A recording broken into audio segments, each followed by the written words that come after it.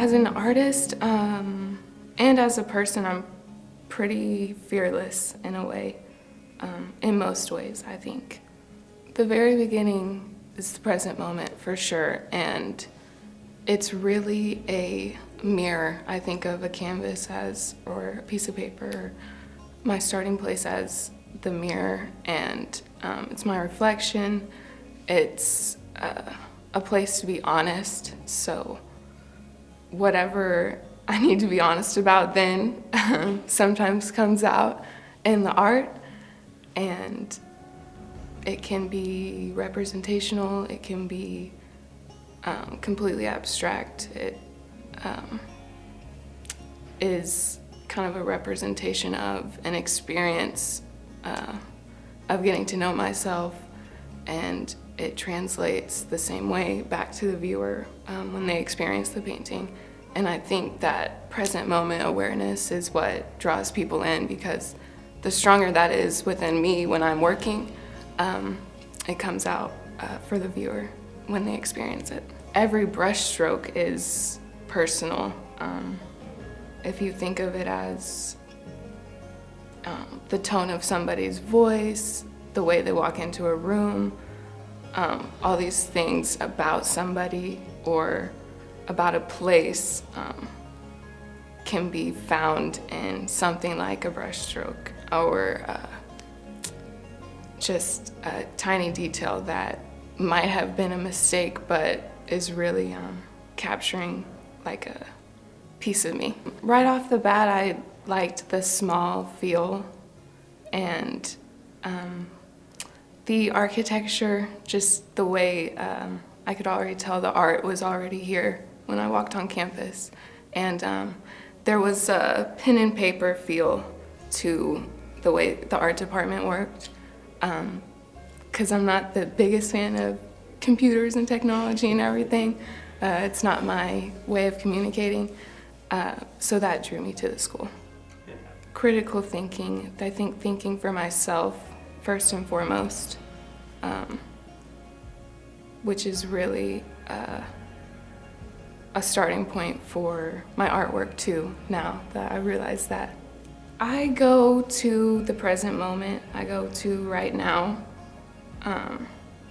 That's really important. It's also a starting place. It's the end and the beginning. It's right now. It's always, always and forever. So that's where I go.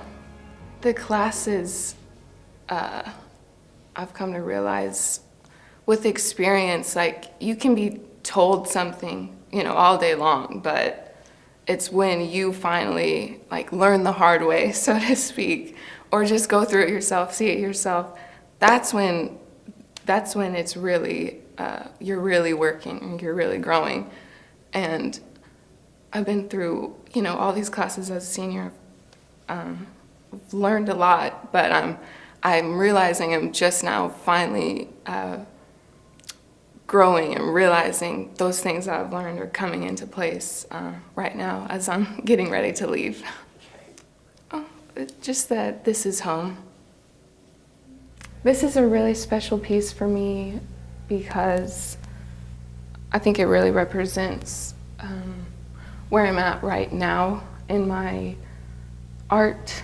And I would paint a lot of landscapes, and I enjoy painting landscapes, and I enjoy doing figure painting and representational work. I think was kind of had me stuck because I knew what I was looking at, and so I knew how the painting was going to look. So I was kind of already stuck before I started, and I realized, kind of learning the hard way, I had to make the viewers do that too, and I realized learning something for myself is important, and that's when I really learn. And so I didn't want to be so literal anymore, and I didn't want to represent too much. I wanted to leave it up to the viewer and up to the present moment and up to myself when making it and painting it. And I think this is a good representation of where that thinking led me. My inspiration mainly just comes from just interacting with pets and animals in general, and just low lighting situations when you do interact with them. As a pet owner, I find that my pet is one of the most interesting creatures I could ever interact with. It just keeps surprising me day after day, and I like the idea of low light in my paintings, and just being able to see them as they truly wish to be, it's very interesting and gives me a ton of my inspiration. I know I've achieved my goal in a piece whenever there's nothing left to be done. I look at it and I feel this isn't too bright. What I want looks at me, but it's also still interesting. It catches your eye. You can look around the entire painting and feel satisfied when you're done. When people see my artwork, I just really want them to smile. Just smile, feel a little happy. These aren't exactly the most serious paintings, except for you could take them as serious, but these are pretty lighthearted. They're made to make you smile, made to follow you as you walk around the room.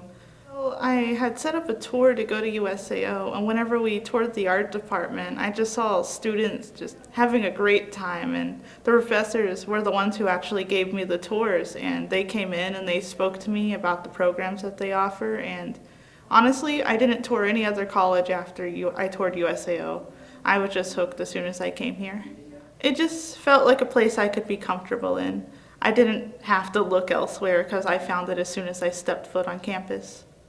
As a student, I felt like the interdisciplinary courses helped me grow as a person.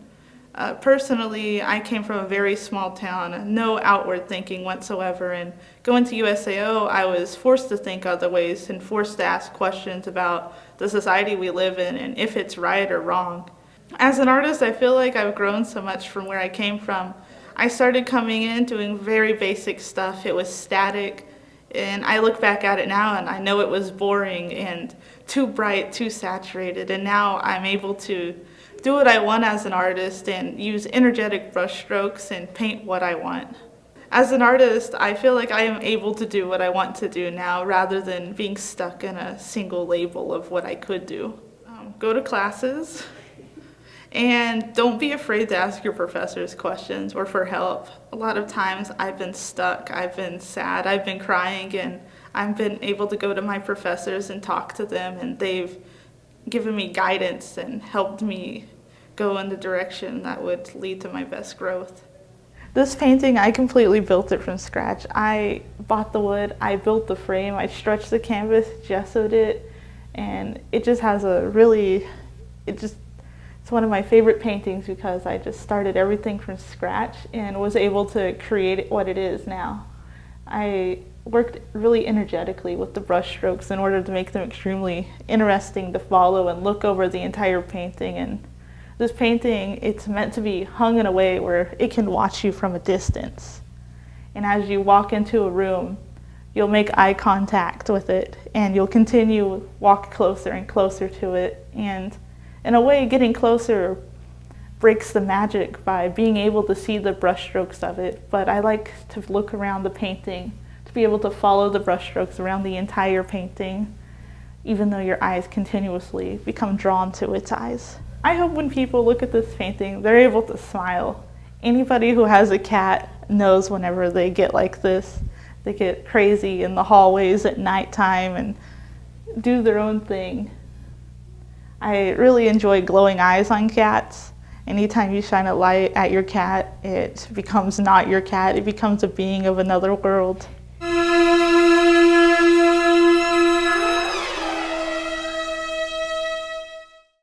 So most of my creative ideas come from animals. My big thing is glaze chemistry, so I like to go for special effects in my works to get a repetitive effect. And a lot of that I pull from nature or animals or just a cool pattern I'll see during the day. After I pull something out of the kiln for its final firing, unless something's broken or cracked and needs to be repaired, it's done. I would probably say that one of the greatest things that's happened to me was that the summer before the pandemic started, I just started spending excessive amounts of time in the studio, just working, using full advantage of the resources I have that are offered at the university, and that really that transformed my art. It made me a much better artist, a much better person. It gave me skills and a mindset that I didn't know you could have. I chose USAO because it's kind of like my local university that wasn't a D1, that wasn't too big. I chose USAO for its size, and you just get a better one-on-one experience here. So I definitely learned how to be a lot more confident in myself and my work here, and that's really meant the world to me, is just becoming a more confident person in my own abilities. This is my hand-built vase, Crystal Dream. It is my favorite piece because on this I have achieved something that I have yet to achieve on anything else. I got a crystalline structure, a vertical crystalline structure on both sides of the flat sides, and a beautiful purple, which is a difficult color to achieve in glazes when you mix them yourself, as I do. This piece was a struggle because, well, this is my final production for this line of work. It's really the accumulation of 100 hours of testing of different glazes, different slab forms, different methods of just achieving a surface that the glaze would work on well. I just hope people appreciate the beauty and the work that has gone into it to create this, because it's a lovely piece. Honestly, I just listen to music and I research a bunch of artists. That's how I get my ideas. I feel like all my pieces I can always expand on, so I try to get it as done as I can in the moment, and because there's always things to work on with it, which is hard to stop. I chose USAO because it was like different from where I attended school. Like, I went to Norman North and there was like over 600 people graduating, and I didn't want to deal with not knowing the teachers firsthand, and that's kind of what was appealing, was that I could have one-on-one interaction with them. I guess on campus I've learned how to be an individual, like moving away from home, and like I was just an hour away, which is good because I could visit on the weekends, and I was hesitant at first to make friends, but everyone here is so welcoming, and we all help each other out in any way that we can. I guess the best thing is just community. I've had a lot of opportunities with having art shows here on campus as well as off campus, and I've been able to help direct that. Like, before COVID all happened, I would help the students like get in like Norman art walks and have their show displayed outside of campus, because a lot of them have never had shows like outside of campus at all, which is good to branch out and have different opportunities. Okay, so this one's name is Beauty Standards, and as you can see, it's a bunch of razor blades that are hanging on on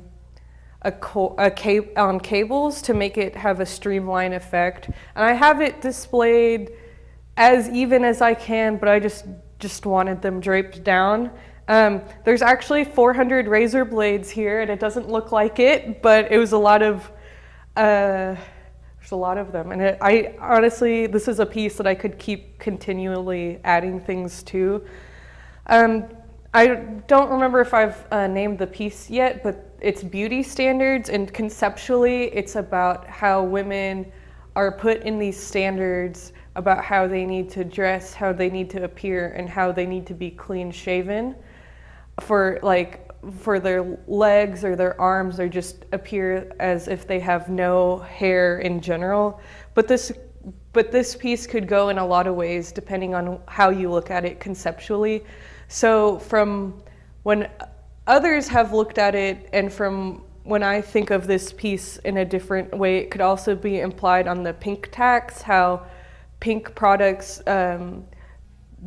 designed for women or directed to women often have a higher price increase, even though it's the same thing. It works and feels the same, and the color is the only thing different. So, which is why for this piece I have it listed as $100K, even though no one will buy it for that. But it just kind of goes along in that frame that this is ridiculous. But in the back, I think you can see it in the shot, there's shadows of it, and it kind of looks like This wasn't my intention, but this just happened with the progression of the piece. It looks like pubic hair, which I think is funny.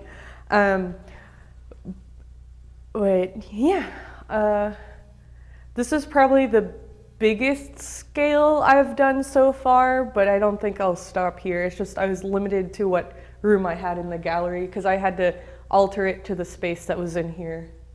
I definitely like to look at a lot of like children's stuff and nature mostly. I love all the stories that we hear as children of like legends and fairy tales, and I love just painting things that are similar to those. I just kind of feel it most of the time. I work on it and I work on it, and then hopefully when I'm done, I'll like it as much as what the idea I had when I started. I hope that they'll feel happy. I think that's my main goal for the art I create. Something that's like, you want to know more about it. So for this one, I started it late at night, and I was kind of like stressed a lot, and I was listening to this song.